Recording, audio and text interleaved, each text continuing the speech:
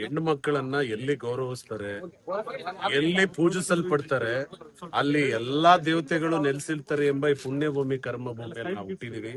ಇವತ್ತು ನಿಜಕ್ಕೂ ನಾನು ಆಗ್ಲೇ ಒಂದ್ ಮಾತು ಹೇಳ್ದೆ, ನಿಮ್ಮ ಕೂಗು ನಂಜುಂಡಪ್ಪನಿಗೆ ತಾಯಿ ಚಾಮುಂಡೇಶ್ವರಿಗೆ ಮುಟ್ಟಿದ್ದೆ ಆಗಿದ್ರೆ ಖಂಡಿತ ನಮಗ್ ಸಿಕ್ಕಿದ್ದು ಸ್ವಾತಂತ್ರ್ಯ ಮಧ್ಯರಾತ್ರಿಯಲ್ಲಿ. ಕಳೆದ 32 ವರ್ಷಗಳ ನಿಮ್ಮ ಸತತ ಒಂದು ನೋವಿಗೆ, ಒಂದು ಸಮಸ್ಯೆಗೆ ಇವತ್ ರಾತ್ರಿ ಪರಿಹಾರ ಸಿಕ್ಕಿದೆ.